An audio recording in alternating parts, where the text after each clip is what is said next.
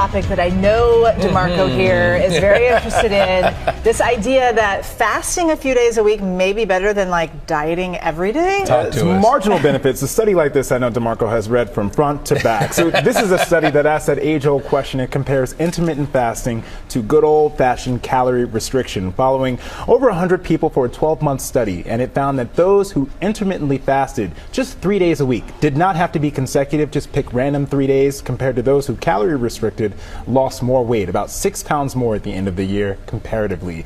Now, when you look at the data, it seems as though it's not necessarily the fact of fasting versus calorie restriction. It was who was most consistent, which is at the end of the day the most important factor to this. So how early should you start and how late should you go? I usually do 11 to 7. You know, everyone has their different parameters. There hasn't been good evidence on terms of what times, because I think it really applies to what you can stick to. Again, that consistency is key, and it depends on your job, your life stressors, children, etc., so on and so forth. At the end of the day, what it really matters is making sure that you stick to it. And so finding those hours if you're going to choose it, and making sure also when we're talking about intermittent fasting, we're not talking about eating breakfast, lunch, and dinner at 5 p.m. We're talking about fasting throughout the day. Spread it out. Some people needed to hear that. We're talking about fasting throughout the day and then having your regular, high-yield, good quality meal when you have your fruit. You say good quality meal. Yes. I mean, can you get away with cheeseburgers and stuff, or does it actually... If it fits into your calories? You know, I would structure that cheeseburger to maybe a turkey burger with a lettuce wrap. So you see how I did that? You went around that corner. Yeah, you got to swerve around that. That's not the same. Picking the high yield.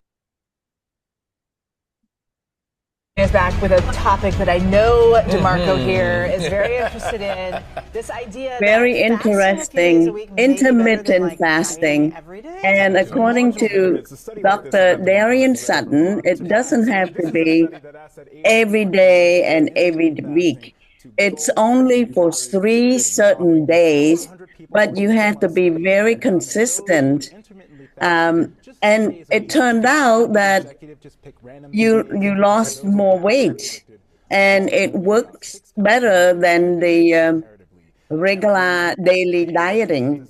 I myself have experienced it, and I feel that when I do the intermittent fasting for 3 days consistently, meaning after I finish my dinner, let's say 8 or 9 p.m. at night, I won't be eating anything after that. No soda drinking, no soft drink, nothing except plain water. Then I go to bed, and then I wake up in the morning, and I waited until 9 or 10 a.m. in the morning before I start eating my breakfast. And then when I start eating my breakfast or my daily meal, I eat everything like I usually eat. And then after dinner, I stop eating. And I do that for 3 consecutive days, the same times and the same 3 days every week. And I learned that I do lose weight. That's incredible, Necru. I have a different experience. I feel like I eat the same way. Well, maybe after I have children, I ate more. When I was single, I was a lot more busy.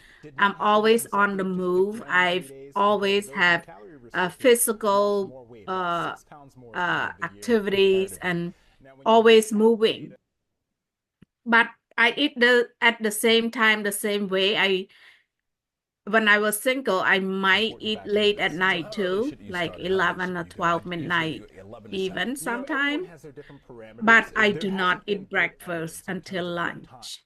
And next on our agenda, it's about the reopening of Radio Free Asia and VOA. So let's take a listen first, and then we can talk about it afterwards. ប្រិមិត្តនៅក្នុង Channel Editors Page នេះនៅមុននេះប្រហែលនាទីគឺតុលាការនៅរដ្ឋធានី Washington បានចេញសេចក្តីសម្រេចបឋមដោយឲ្យជ័យជំនះមកខាង VOA អាស៊ីសេរីនិងបច្ចុប្បន្នមជ្ឈមបូព៌ា ដោយអនុញ្ញាតដោយ Yes, and this was posted by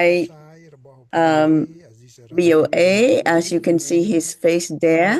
And I do have a letter from the court, so I would like to read that letter to everybody.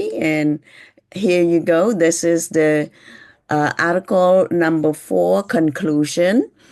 And it says that for the foregoing reason, the plaintiff motion for a preliminary injunction will be granted as follow. The court will preliminary enjoin the defendants pending further order of the court to, number 1, take all necessary steps to return USAGM employees and the contractor to their status prior to March 14, 2025.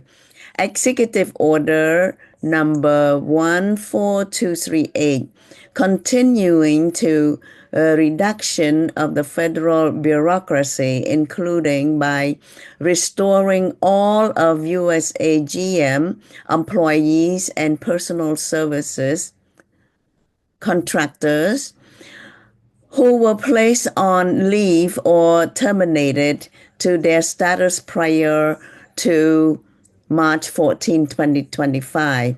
Number 2, restore the FY 2025 grants with USAGM Network Radio Free Asia and Middle East Broadcasting Network such that international USAGM outlets can provide news which is consistently reliable and authoritative, accurate, objective, and comprehensive. So it went on, and and number 3, restore VOA programming and such USAGM fulfills in statutory mandate that VOA serve as consistently reliable and authoritative source of news. And that's the number. The court will deny the motion for a preliminary injunction at this time as it relates to Radio RFE, NRL, and OTF in light of their current status. So this was dated April 22, 2025, and signed by Mr. Royce Lambert, United States District Judge. So I'm happy for the Radio Free Asia and other news station and also VOA that got reopened. It would have been such a great loss and information sharing and communication with issue around the world. Yes, and our next topic will be on His Excellency Lim Kam Ya's 74th birthday and 100-day ceremonial marriage sending after death by Lim Thomas Facebook, which is his son, which is His Excellency Lim Kam Ya's son. And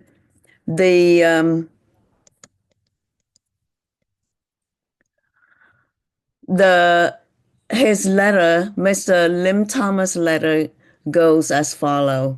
Today, my father, His Excellency Lim Kam Ya, would have celebrated his 74th birthday with his family.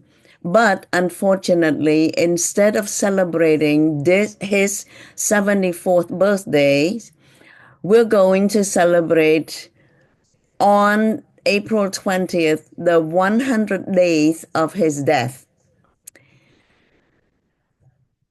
which is so sad that we can't be with him today because some people decided to murder him.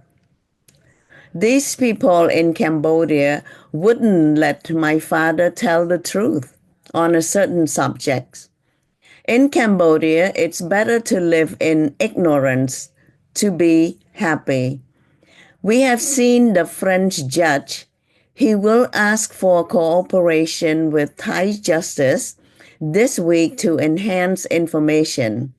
The murder took place in Thailand, but the main suspects are Lee Ratana Retsmay and Pickham Sren. They are Cambodians and are hiding in Cambodia. Will the Cambodian police arrest these two murderers to find out why they decided to kill a man, my father, who wished Cambodia and Cambodians well? To know also what is the link between these two people, or does Cambodia let the murderers of a former congressman go free? If my father had been in the government's party, as Hun Sen has repeatedly proposed, would my father have been assassinated? Would the Cambodian government have investigated this death? Two weights, two measures in this country.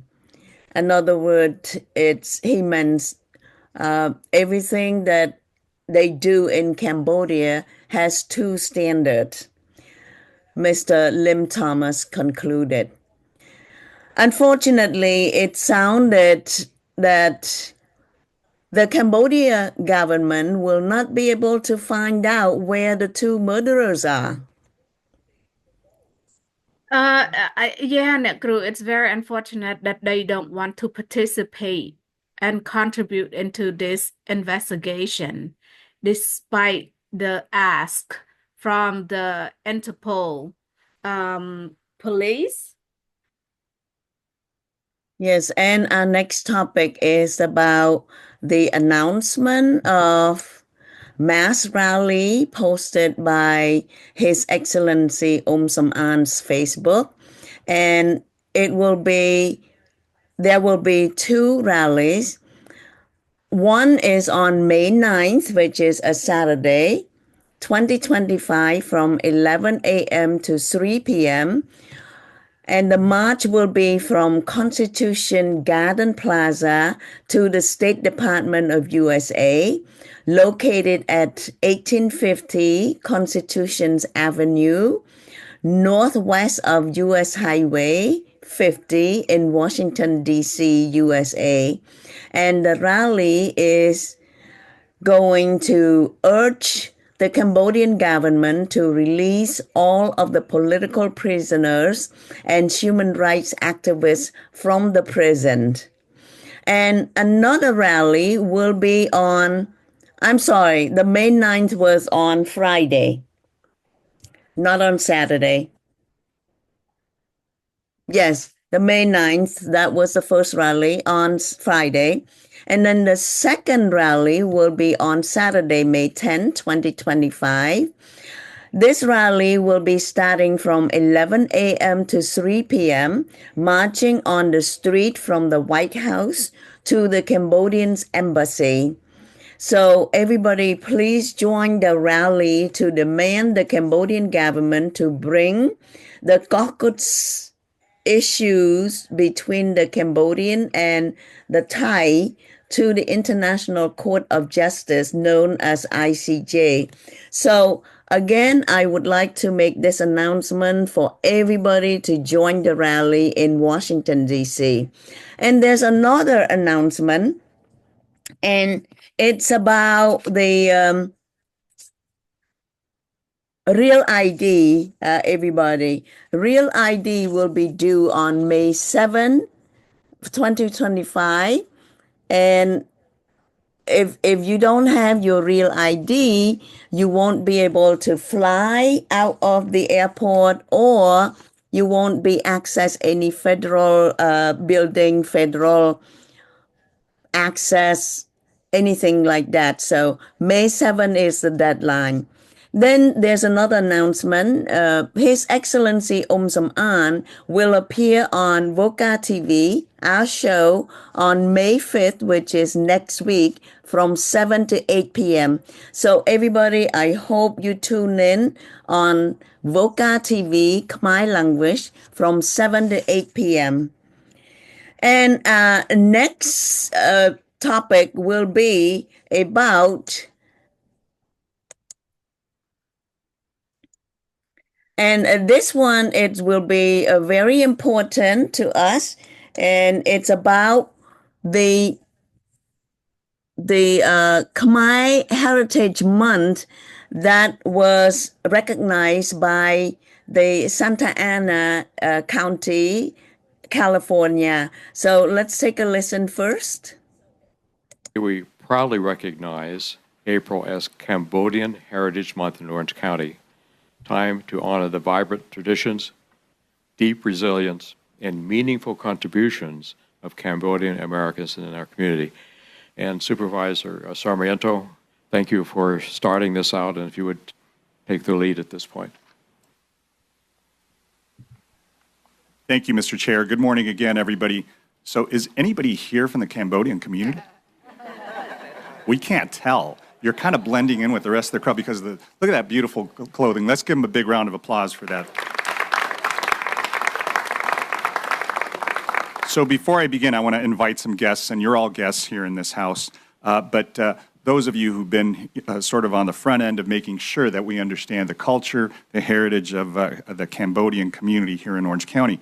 Vatana Pyong, who's the Executive Director of the Cambodian family, if you'll please come up. Amina Sen Matthews, the Director of Programs.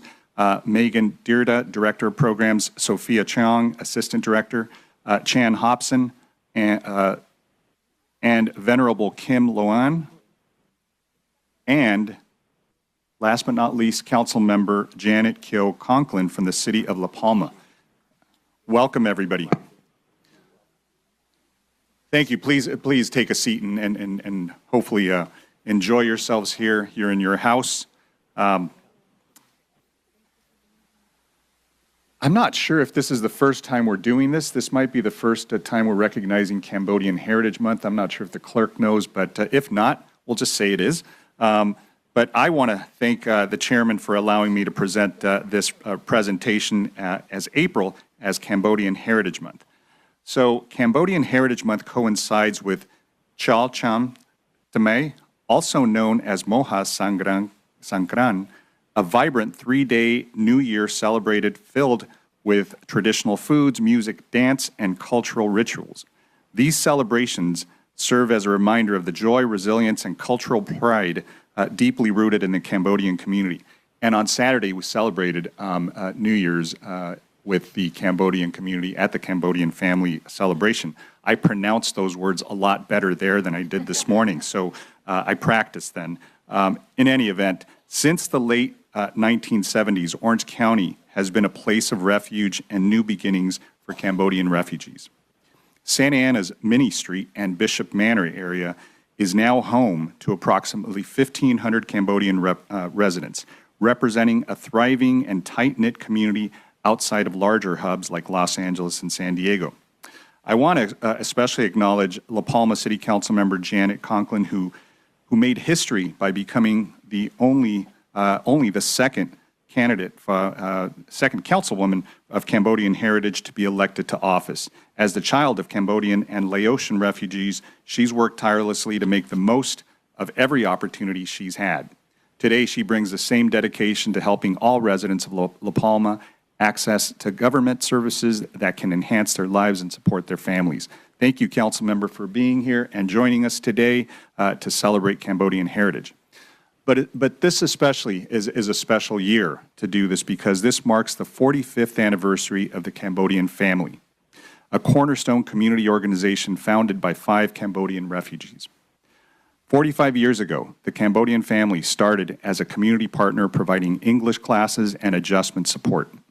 Today, the organization continues its mission by empowering refugee and immigrant families through education, wellness initiatives, and social programs. You know, I get to see firsthand and bear witness to what they do because they are literally across the street from where I live. So I see people coming in and out of what they consider their home away from home. And I want to thank the Cambodian family for the incredible work that they do, because they don't just serve the Cambodian community or population, they serve everyone. And they open their doors to everyone. So on behalf of all the residents that you open your doors to, especially in the 2nd District, I want to thank you. And I want to thank the incredible work that Vatana Pyong does. He's the executive director at the Cambodian family.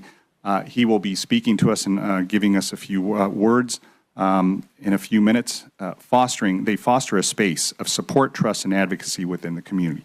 Vatana, in particular, has been a dedicated leader by addressing the health disparities affecting our ethnic community members, and has worked to bridge the gap in a culturally responsive way, making sure that mental health services are provided to all the members that go into the Cambodian family. So I want to thank him for his advocacy, because he makes sure he takes issues on head on. He doesn't back down from anything. He makes sure that there are resources, that he is a strong advocate for his community. So thank you, Vatana.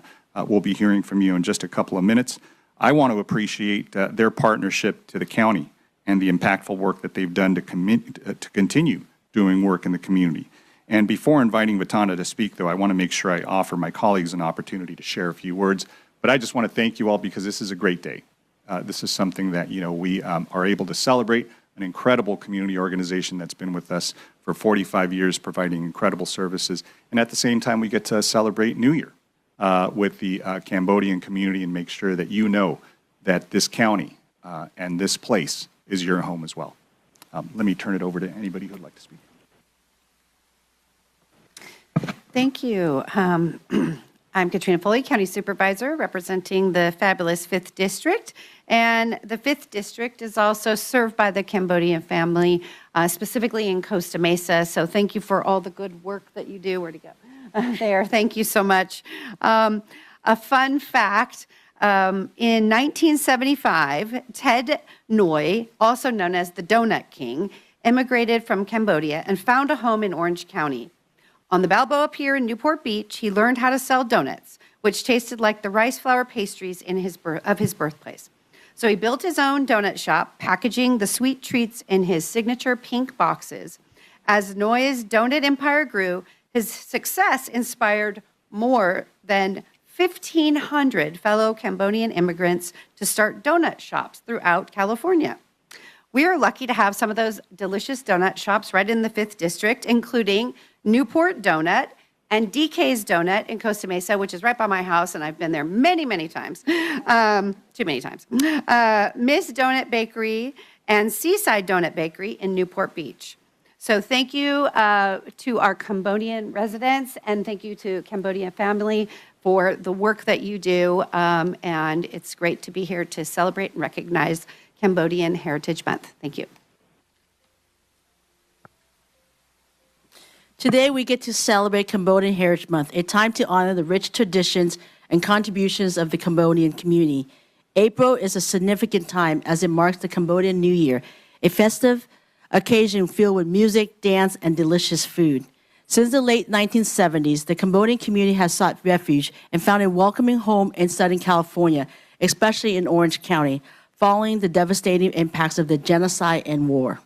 As such, Southern California is home to the largest Cambodian population outside of Cambodia. In my previous term as county supervisor, I had the privilege of representing the Cambodian community in Santa Ana. I also represented the Cambodian community of Long Beach during my Senate term as well. In 2018, I had the honor of authorizing Senate Bill 895, a law that was signed by Governor Jerry Brown and funded by Governor Gavin Newsom, which established a model curriculum bill teaching K-12 students across the state of California about the history of the Cambodian people and the resilience of their untold story that has been untold for far too long. We are fortunate to experience a vibrant heritage here of the Cambodian American community firsthand in Orange County. We take this opportunity to express our heartfelt appreciation for all the ways they enrich our lives. Thank you.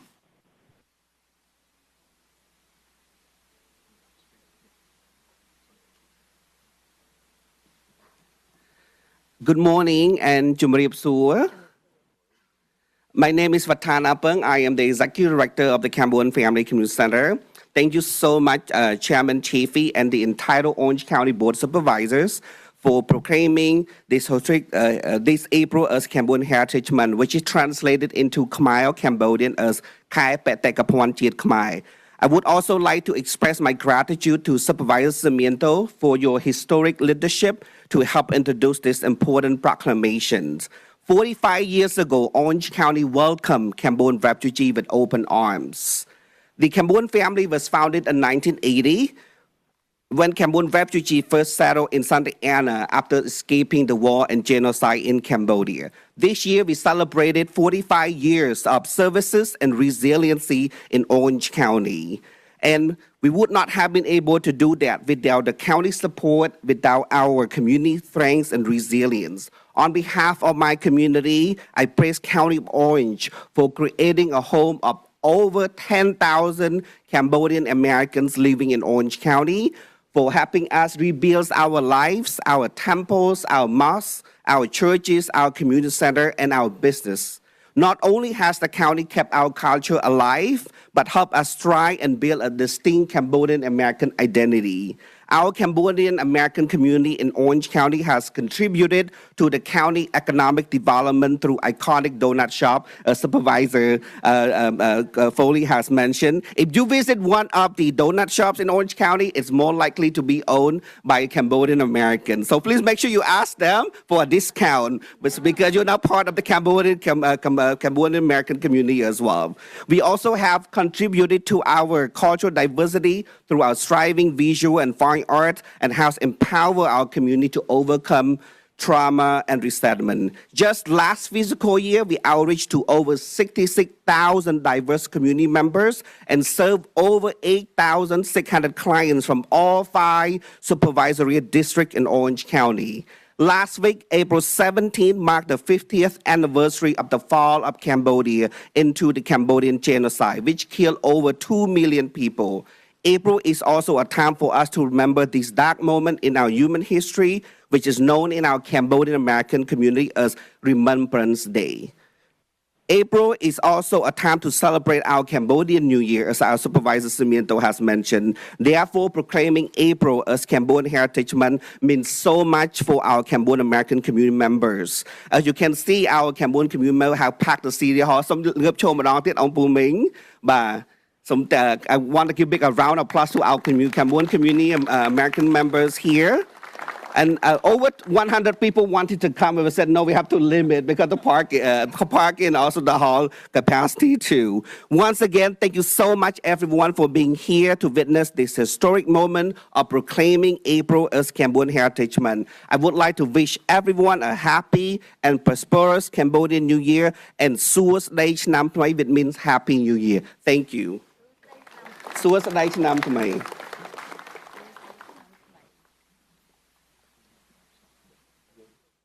Supervisor, why did you decide to proclaim April as Cambodian Heritage Month?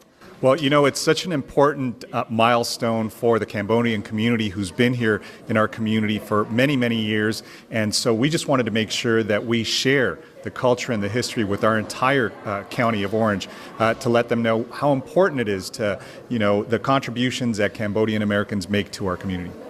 Councilwoman Jeanette Gao, how long have you been on the City Council, and why did you decide to join today's celebration with Supervisor Sarmiento and all of our Cambodian community in Orange County?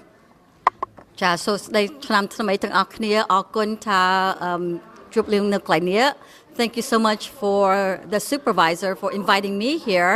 It's such an honor and privilege to be a part of this. This is a legacy of resiliency and a recognition to our heritage that we survived the genocide. And thank you so much, Supervisor, for recognizing us because we are so proud of our heritage, and genocide awareness is critical that people know about this. And it's such a privilege that you also recognize myself as a Cambodian Laotian council member, adding to our legacy for our children to look up to. Thank you so. Supervisor Miendo, last questions. What is your message to our community during this special occasion? You know, my message is, as was said, we need to make sure we don't forget really difficult moments like the genocide that the community has experienced, but also to think about the hope going forward. And I want to thank the Cambodian family, in particular you, Vatana, and your entire team. You've been now in Orange County for 45 years, literally across the street from where I live. And I've had the honor and privilege to represent many of the residents, and you provide services not just to your own community, but to anybody who needs help. So my message is continue doing what you're doing. Thank you for all the service all these years. Thank you so much, Supervisor. On behalf of the Cambodian family and the Orange County Cambodian American community, it is my great honor to send my special thanks and appreciation to you, Supervisor, for your historic moment to help lead this proclamation to proclaim as April as Cambodian Heritage Month. Thank you for all your work for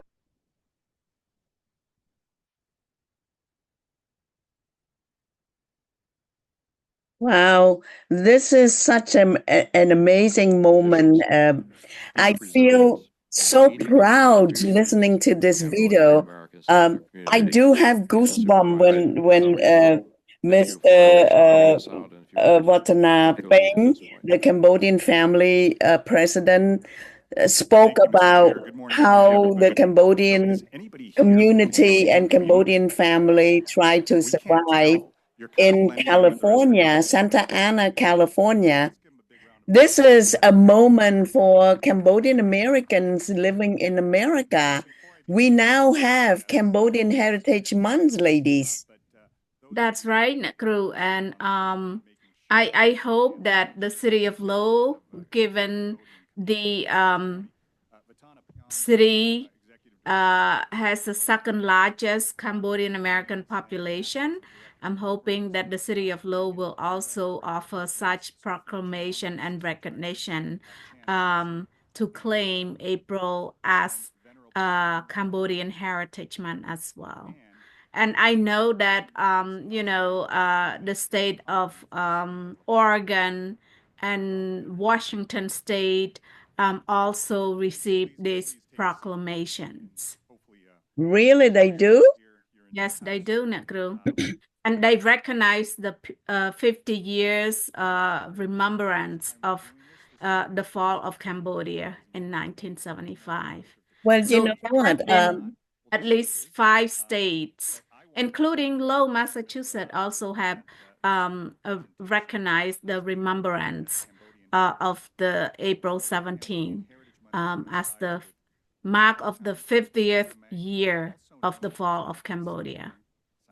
Well, I would hope to see the video clip of that proclamation of other states. If you come across with any video, please share with me in the future. I would love to share it with our viewers. I mostly receive shared photo from different states, but this is the only video clip that I was able to pull out from one of the shared on Facebook. Yeah, this is such a wonderful event. And today it is our last Monday to celebrate Cambodian New Year because next week it will be May. And as you know, May is another month, but April is the month of Cambodian New Year. And now we have the month of Cambodian heritage. So as you know, like you mentioned last week or the week before, that every time we have the New Year celebration in Cambodia, people would have 3 days off. Schools and students will be having 3 days off, staying home, celebrating New Year. But in America, we do not have any 3 days off holidays. So we have to take the weekends, all the weekends in April to celebrate our New Year. And as you know, everywhere around the world, Cambodian Americans, Cambodian Canadians, Cambodian French, Cambodian Australians, they continue to celebrate the New Year throughout the month of April.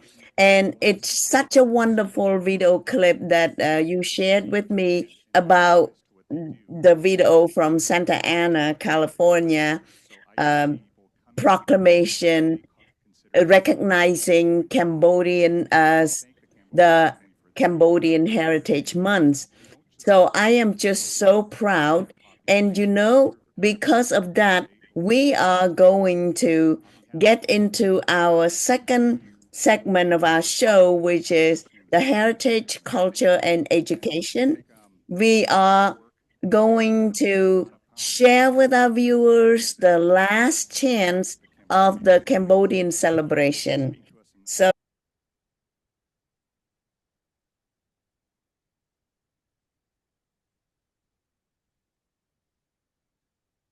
So here you go. This is the celebration in Lowell at the Pailan Plaza Park, as you can see.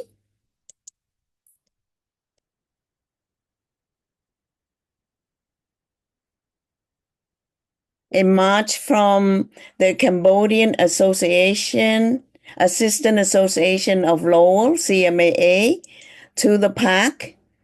And the youngsters are so beautiful, dressed up in Cambodian costume.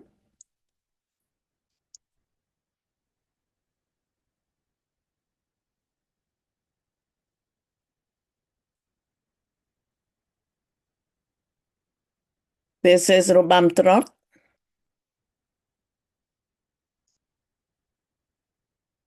So this is happening in Lowell, Massachusetts. And I hope to share with you the video clip. This one here was performed by a group of American. Take a listen.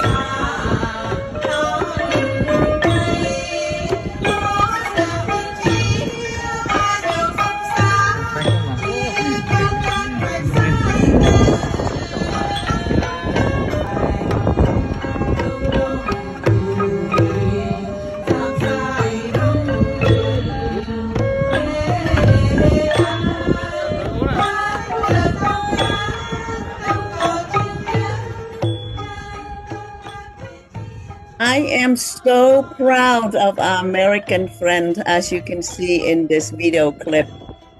It's like how many hours or how many days they have trained themselves to learn how to play the traditional Khmer music. I was about to say the same thing because from just looking at the video, it seems like most of the performers are foreigners. You know, maybe they are Cambodian Americans, but I'm just shocked because they are not only performing a Khmer song, but they are playing Cambodian traditional instruments, which is very, very hard for Cambodians, you know, who are from Cambodia to actually learn how to play those, you know, historical instruments, and like to see them playing, looking effortlessly is so awesome.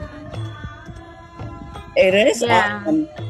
I believe they are musical student by nature, and they just have the passion for the Cambodian instrument, traditional instrument, and with the natural talent, I think they pick up the skill really quickly. But it is very impressive to see all of these musicians play the Cambodian instrument, and they all are non-Cambodian. Exactly.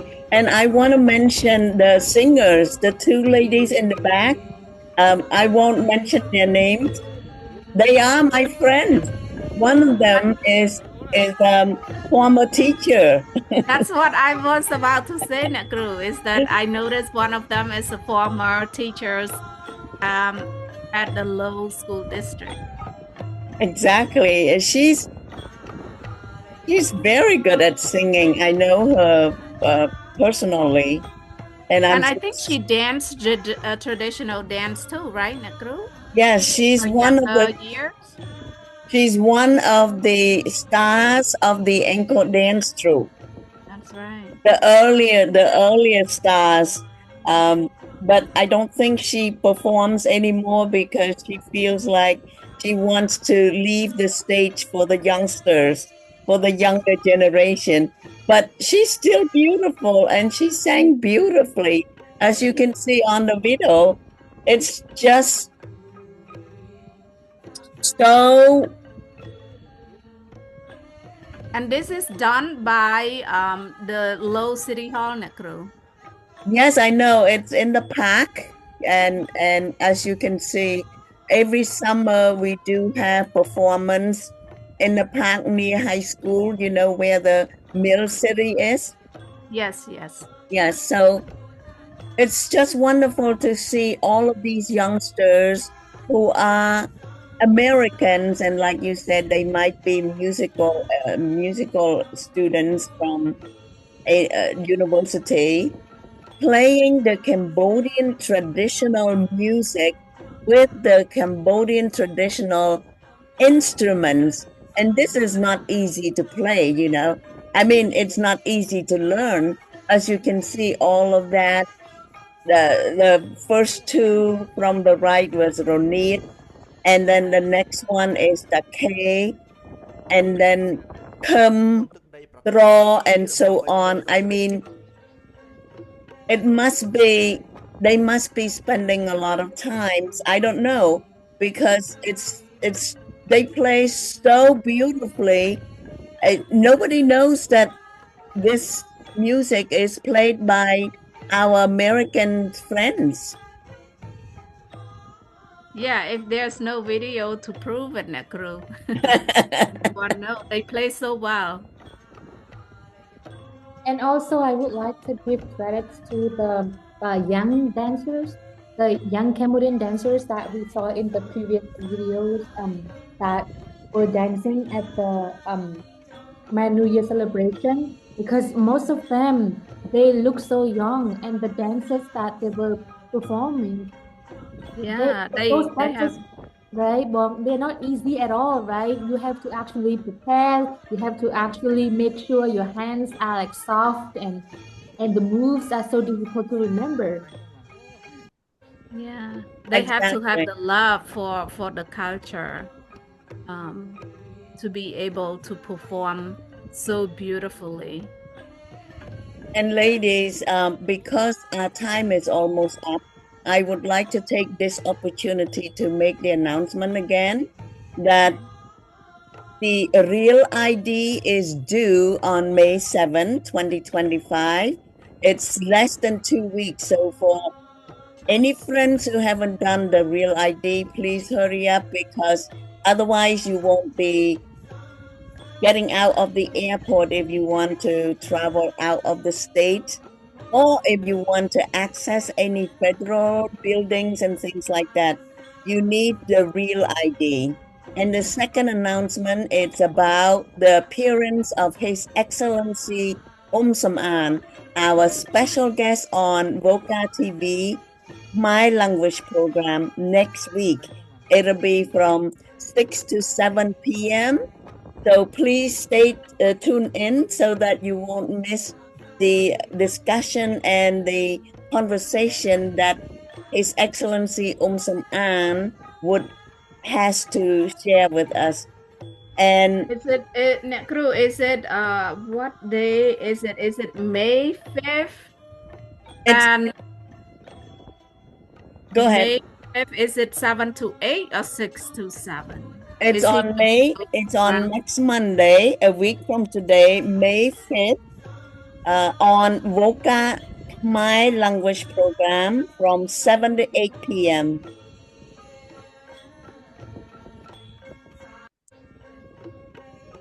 Yes, and if you have any question for him, please be prepared to connect with our contact information, and you can ask him direct question relating to Cambodian geography and the history of borders and islands, Cambodian islands, and sea territories and things like that, because that's his specialty area.